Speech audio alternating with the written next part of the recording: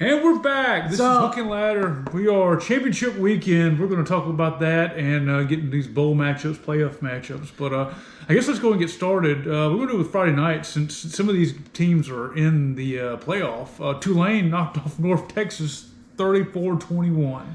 Good game. There was some controversial calls late in the second quarter. Tulane was up, I think, like 17-7 or something like that, and there was,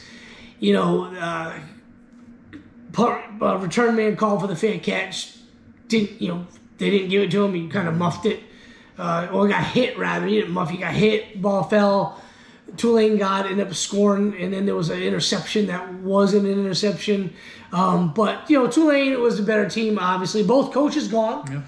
Yeah. Oklahoma State and Florida, respectively, for North Texas and Tulane.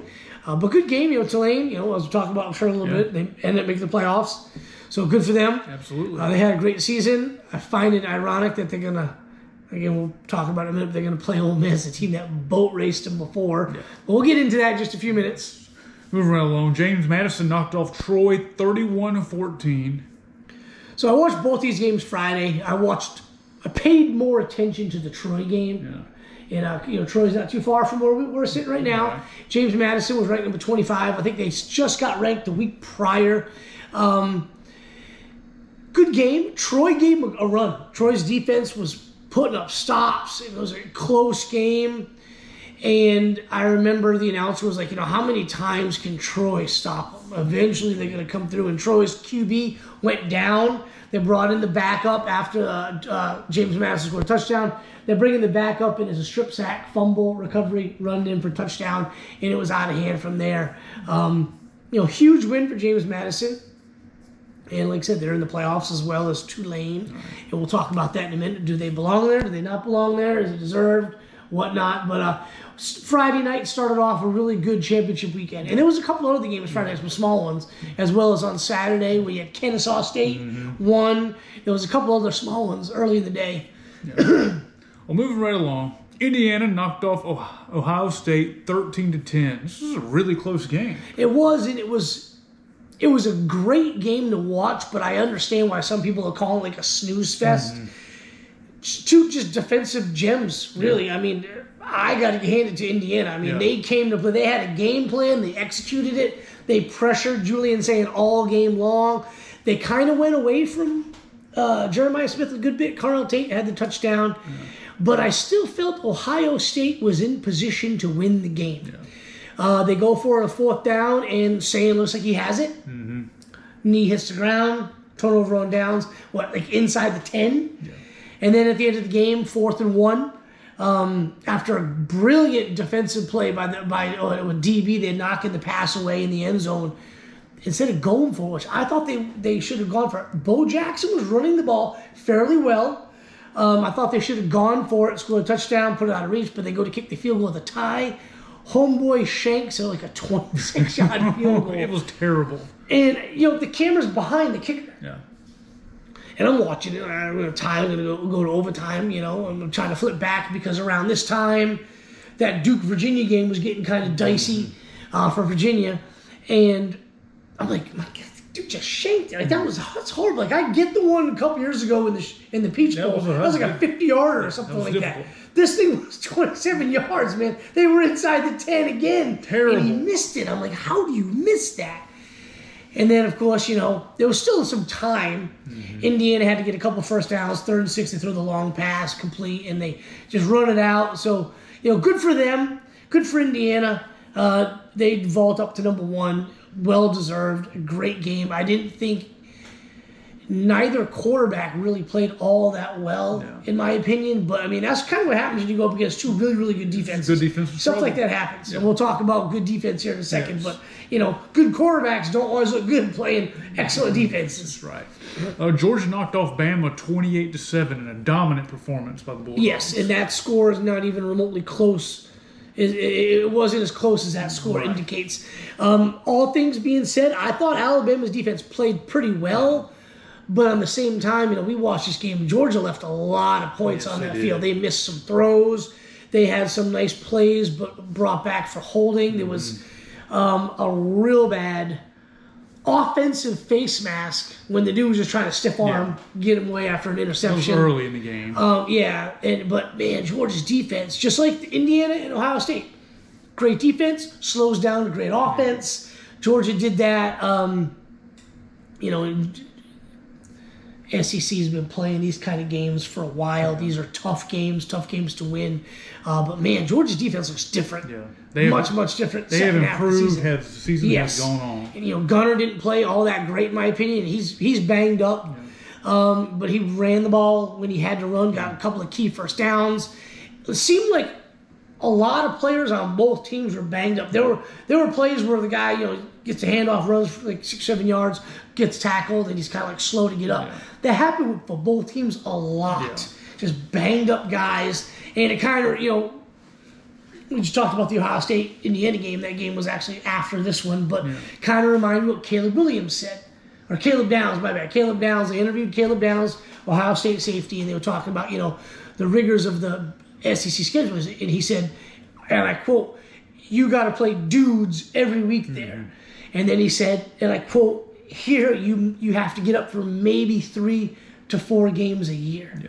Which is, again, I've said it before all season long. I'm not going to dog Ohio State for this. It's not their fault. They're one of the best teams in the country year in and year out. But when you watch a game like this and you see the stars that aren't playing in the game, dudes getting hurt in pregame warm-ups and not playing, just the depth is crazy. And just to see that on both teams, they were just beat to hell. Yeah.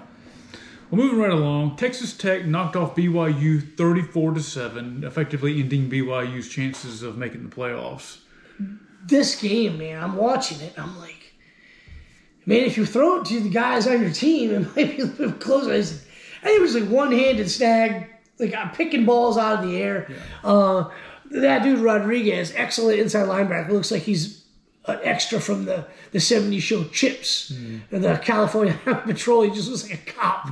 But huge win for Texas Tech, man. I was midway through the second quarter. I was like, I was rooting for him, and I don't have a dog in this fight. I enjoyed watching both teams this season. I've always enjoyed watching BYU play like those late Friday night games. They're just decent football.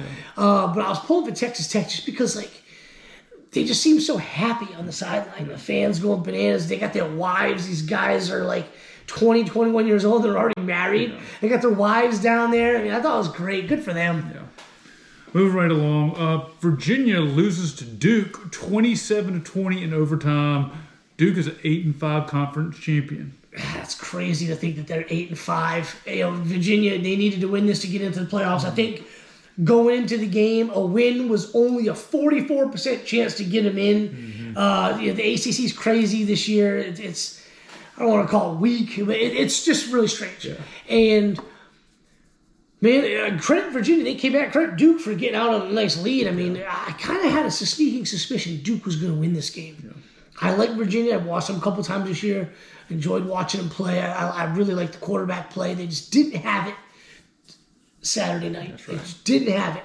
I kind of feel the times in these games are weird. ACC, but the ACC and the Big Ten Championship are always at the 8 o'clock. SEC is always at the 4 o'clock. It's weird because the marquee game in the SEC is always 3. Marquee games in the Big Tens are always noon. Right. So it's weird how they do that. But, huge win, went into overtime. I hate the way Virginia lost. Yeah. Guy throwing an interception. But, it was a really good game. It was probably one of the more entertaining games of the weekend. That's right. Well, you want to just go into the bowls and then fire through the playoff stuff? Yeah. Let's just do a quick rundown of some of these bowls. Okay. The first bowl game is this Saturday, actually. It's the Cricket Celebration Bowl, South Carolina State and Prairie View A&M. Dude, it's at the Mercedes-Benz Dome. Holy shit. Yeah. That's is Prairie A&M. I'd go, if I had family in town, I'd go to that, though. You got boys, well, go ahead. Because the food there is amazing. Yeah, well, tickets $44 too. It's not bad. No, Boise State against Washington at the Buckle Up LA Bowl. That was going to be a good game. Absolutely. Man, I don't know what would the pick 'em on that one. Yeah. But next Tuesday we got Troy and Jacksonville State.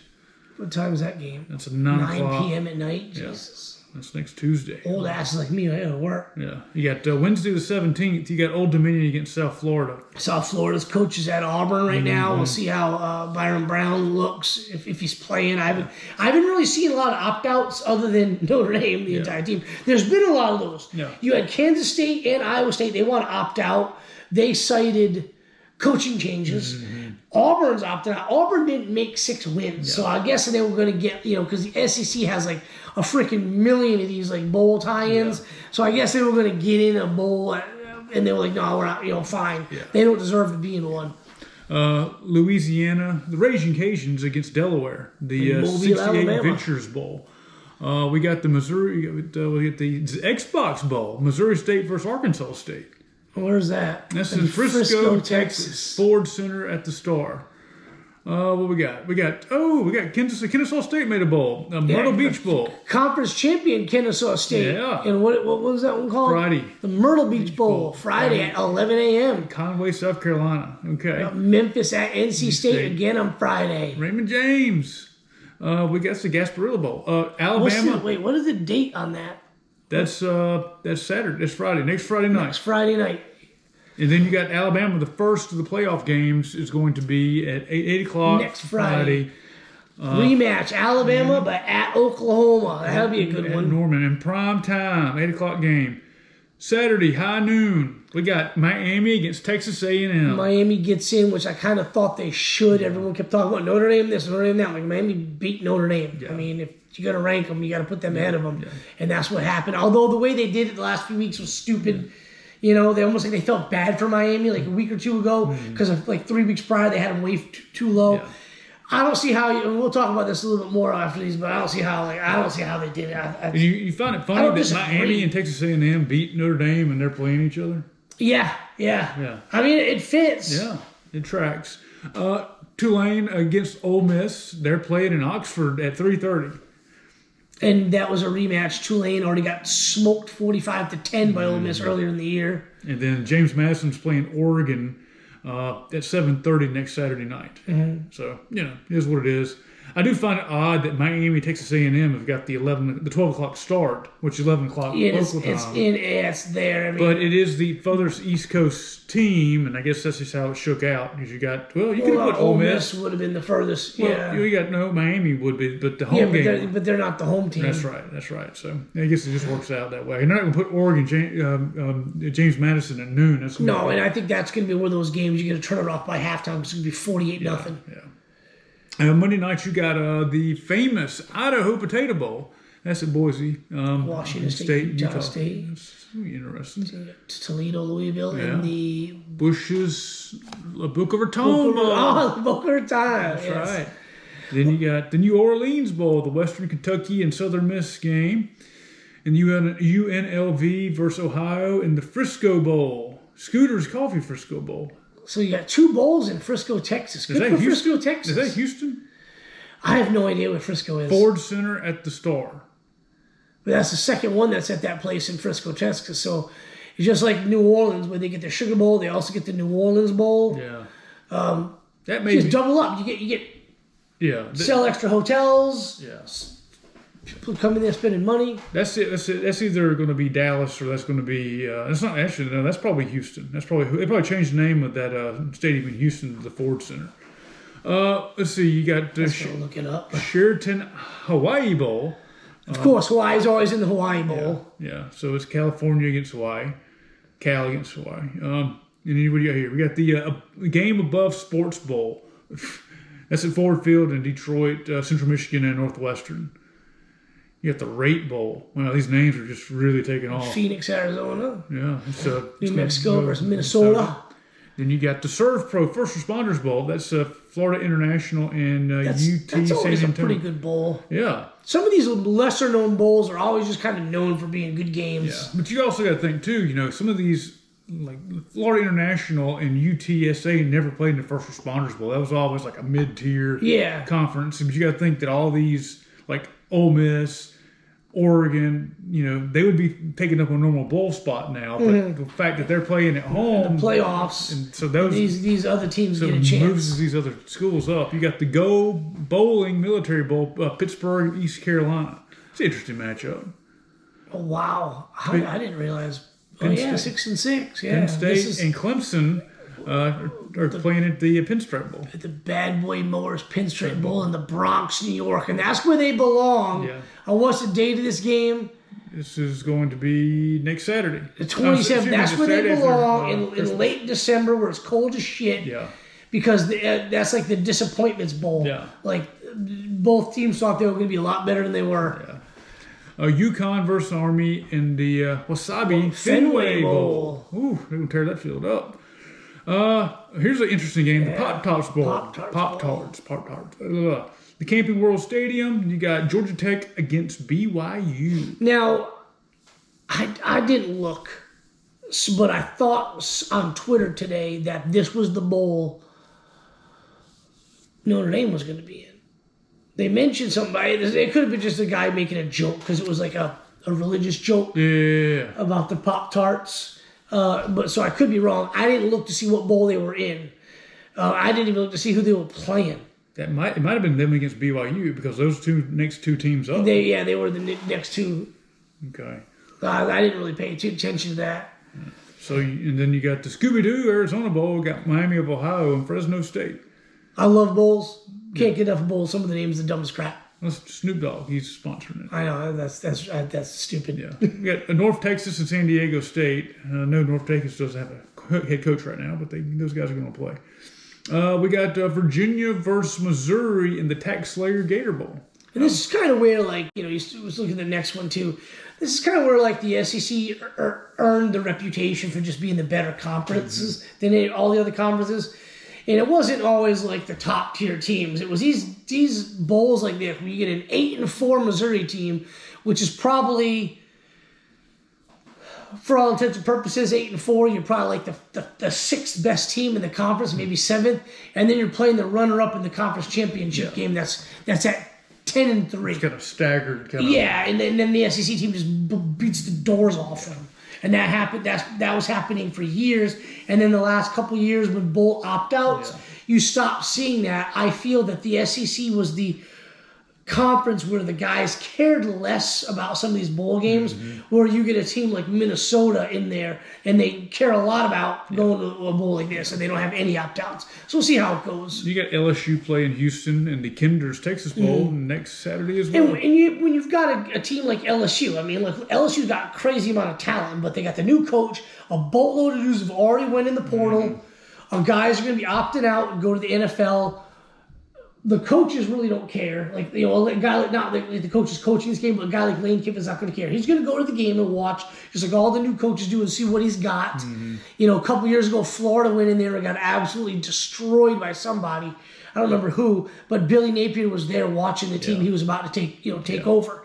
So a lot of these SEC teams are going to have all this talent, but they're going to end up getting smoked because the guys aren't there, And you got a Monday night matchup, the Birmingham Bowl, Georgia Southern, App State. This used to be like the bottom tier. The SEC team would take on like an ACC guy or whatever.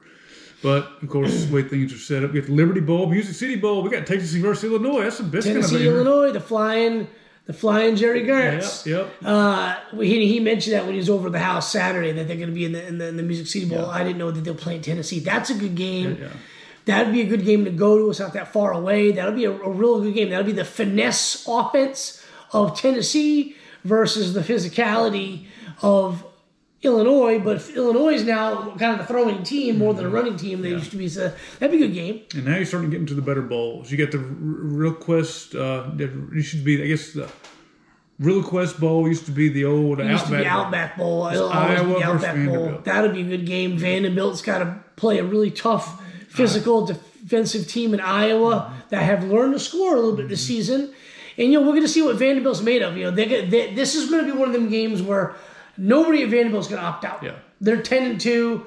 It's a culture thing. And we'll talk about that in a minute when we get to Notre Dame. Yeah. They're disappointed they didn't make the playoff, but they're not pouting about it. They're going to go and play this game, and they already mentioned that they don't have any opt-outs. That's right. Arizona State versus Duke in the Tiger Sun Bowl in El Paso, Texas. And Arizona State's had a bunch of people hit the portal already. We'll see how that goes. You got Michigan against Texas. That's a good matchup. The Cheez-It Citrus Bowl. Again, same thing with Texas. They've already had a bunch of guys. C.J. Baxter hit the portal. How many of these guys are going to portal out? How many of these guys are going to opt out? A lot of juniors and seniors that are NFL guys. Tons of talent on that team. I think that's the game you're going to see that last year's freshman class. There's going to be a lot of those guys in it.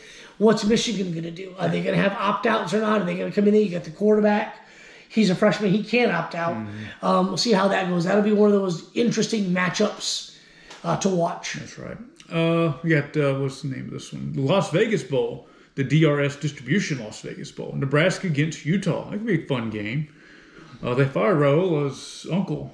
Oh, they did? Yeah. Got Kenny. So I'd be willing to. Bet Raiola. Yeah, I would say within the next couple of days, Dylan Raiola, he's in the portal. Yeah. Where's he going to go?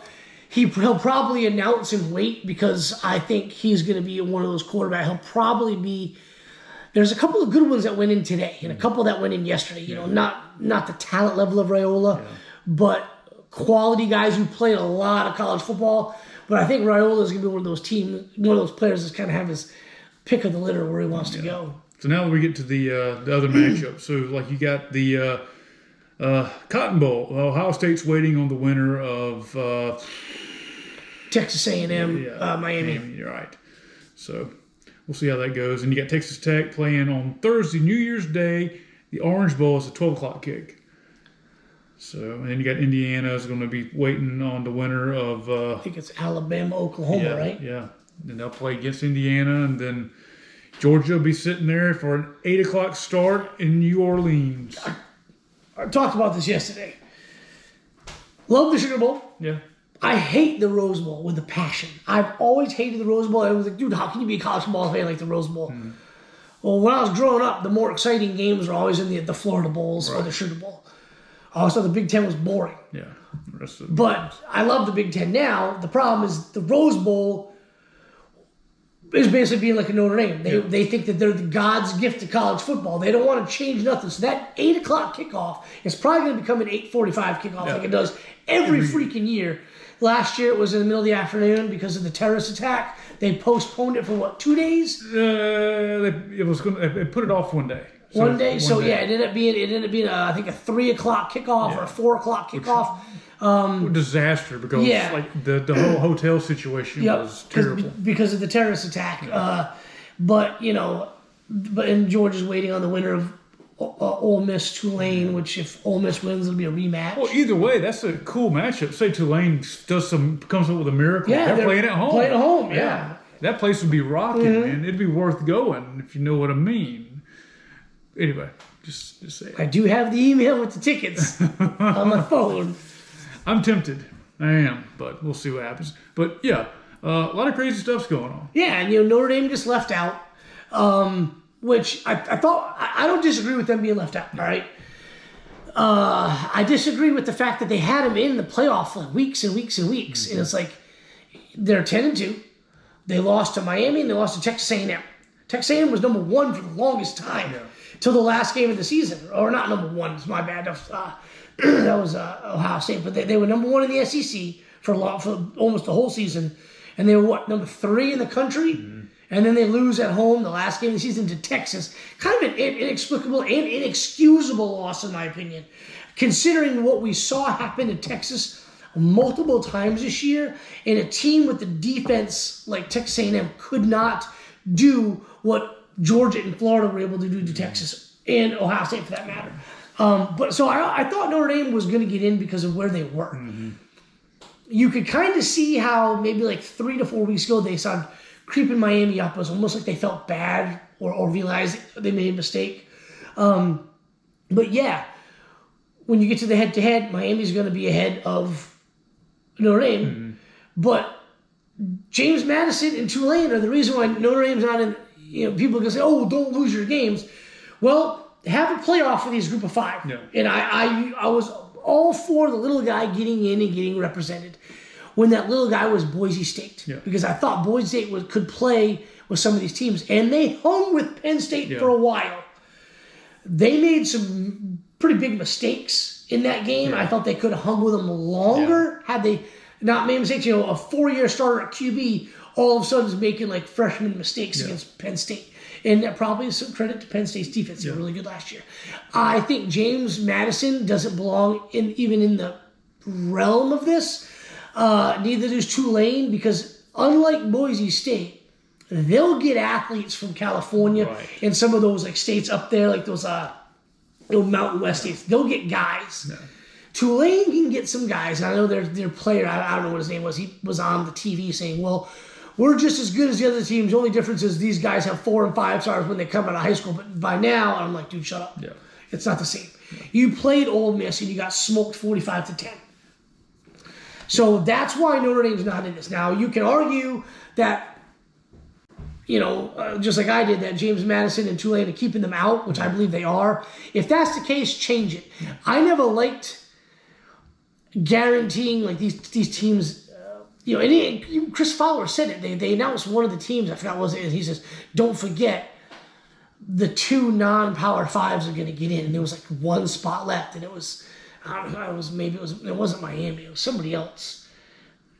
And I was like, yeah, they just screwed Notre Dame because of that. Yeah. Well, to make matters worse, Notre Dame gets all bent out of shape and says, we're not going to play in the bowl game. We're going to opt out. It's like, our players voted for it. That might be the case. If your players voted for it, if I'm a Notre Dame fan, I'm pissed. Yeah. And I'm not really thrilled that my players are soft to vote to not play in it. Then the AD comes out, and again, Florida State did this a few years ago when they didn't make it. But what I don't like is how they rank. And if we're going to talk about Florida State, I want to talk about Georgia. 2 years ago, Georgia's number 1, undefeated 12-0, loses to a ranked Alabama in the conference championship and goes from 1 to 5 out of the playoff. Alabama goes in over Florida State. And the reason was, Alabama's in because we feel in a head-to-head matchup on a neutral field, Alabama would be favored over Florida State. Well, Georgia would have been favored over all of those teams on a neutral field matchup. They dropped them the 5th out of the playoff. So I don't like the way that the committee seeds, Ohio State dropped 1 spot to 2. Georgia won, didn't even move. Alabama lost and stayed the same. Yeah. So I think it's kind of BS. And there was a lot of people saying, Alabama didn't deserve to be in. I felt there's no way in hell they're going to leave that loser of the game out if it was Alabama, even though Alabama got dominated. If it was anybody else, you think they would have jumped them out? Yes, if it was a different SEC team, they would have knocked them out. But Alabama, we all know, gets preferential treatment from the committee. It's like the Florida State game never happened. Yeah, and they were 3-7. Yeah. But the thing with the Notre Dame and the opting out, I think that's lame. I think that's, Marcus Freeman. I'm sure he wanted to play a game because as a coach, you get your young guys. That's 15 extra practices. Right. You get your young guys more reps, more practice. I mean, how many times have we seen players that have become superstars playing these bowl games like Texas? I just mentioned Texas. They're going to have a great opportunity. Some of these freshmen that didn't get a lot of playing time to get that playing time. And you're going to see a kid playing in that game for Texas that in 2 years, when the kid's a junior, that guy's all SEC, all American. But what happened today kind of really solidified my hatred of Notre Dame. The athletic director starts calling out the ACC. As we know, Notre Dame's not in the conference. I feel that hurt them, so they probably need to get in the conference because this is a wake-up call. Right. But they play in the ACC and all the other sports. So the athletic director shit on the ACC today, got all bent out of shape, and says the relationship is damaged beyond repair because the ACC was advocating for Miami to get in. Miami, a team that beat Notre Dame. Miami, a team who's in the ACC for football. Yeah. So you're telling me you can't advocate to get one of your teams in because there was a lot of talk about the ACC not having a team in at all. At all. So they're advocating, just like they did for Florida State a couple years ago, they're advocating for their conference. The SEC did it a few years back when Georgia lost and they got dropped to 5.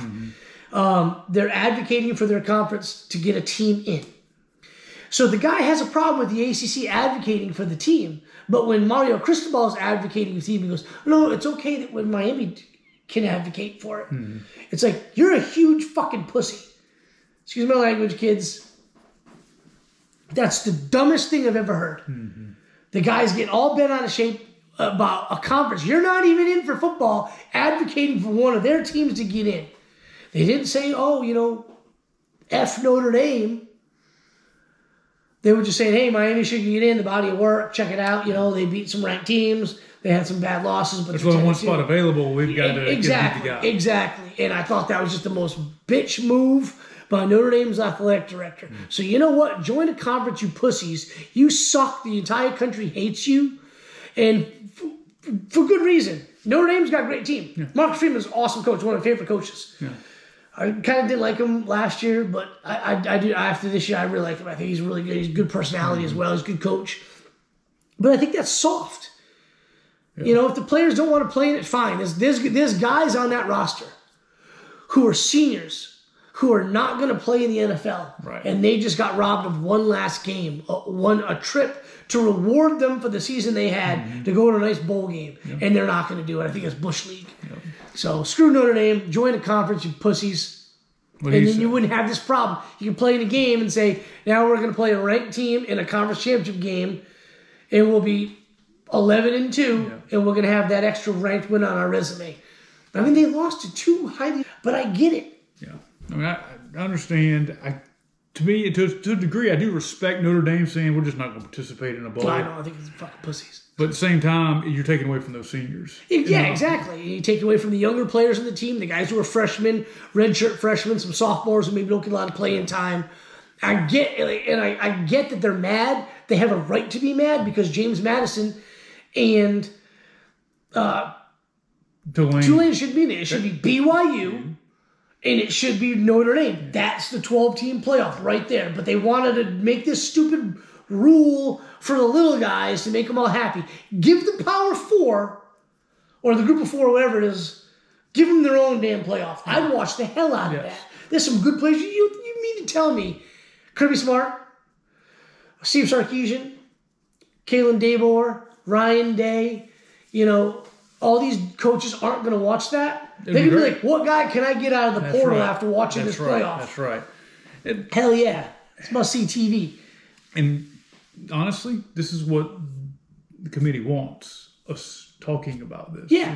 And next year when they go to 12, we won't have this problem. 16. Yeah, it'll be better. Yeah, 16. Yeah, my bad. Yeah, but if you lose 3 games in the regular season, those are going to be the teams on the bubble. Yeah. So we'll be having this conversation again next year about somebody else. Just win your freaking games. That's all you got to do. It's funny to me when we had the 2. It was always that one team thought they were deserving. It was the BCS formula. Always one team got screwed. And then after that, there were the 4-team playoff, and there was always 4, 5, and 6. It was always up in debate. Mm-hmm. And now we're doing it with the 11, 12, and 13. You could have a team with the BCS formula that would lose early and then go on a run and just become the best team in the country, but wouldn't get in because of those losses. Mm-hmm. This happened to numerous teams, and to Notre Dame's credit, they could have been that team this year. They got hot and won some games. Yeah. But I think like Ohio State last year got hot at the right time after losing to Michigan, not making the conference championship game. Gets a home game against Tennessee, beats the hell out of Tennessee, and then goes to the Rose Bowl and absolutely embarrasses the conference champion Oregon Ducks, a team that they lost to earlier in the season. There's always going to be at least 1 or 2 teams that kind of gets left out. It is what it is. It's an imperfect formula. Get rid of the little guys, and maybe you wouldn't have the issue. Well, and then you get rid of the little guys, and then you get a team like a Boise State last year, because who would argue one of the top 10 teams in the country? Then you know what? Petition to go join the Big 10 or the Big 12. That's right. This is what's been going on since the 70s. If people watching this are old, Florida State used to be that team. Yeah. Bowden was like, we'll play anybody, anywhere. And all of a sudden they started winning national championships because they got bigger and better. Boise State wants to join the conference. What are they in now? I don't even know. The Big 12 should be able to. I mean, the Big 12, you start relegating teams. If you suck so bad for X amount of time, you're out. Bring somebody else in. Bring Tulane into the ACC. Bring Tulane into the SEC. Yeah, they do that in the Premier League. Shit can Kentucky. Yeah. They can't because of basketball, but, do it that way. Yeah. I mean, there's ways of going about it. Mm-hmm. But anyway, I guess that concludes this week's episode, and we'll do it again here after the first round of playoffs. Apologize to my language. Yeah, it's all right. It's not for kids. So. Yeah. You guys have a good day. See ya.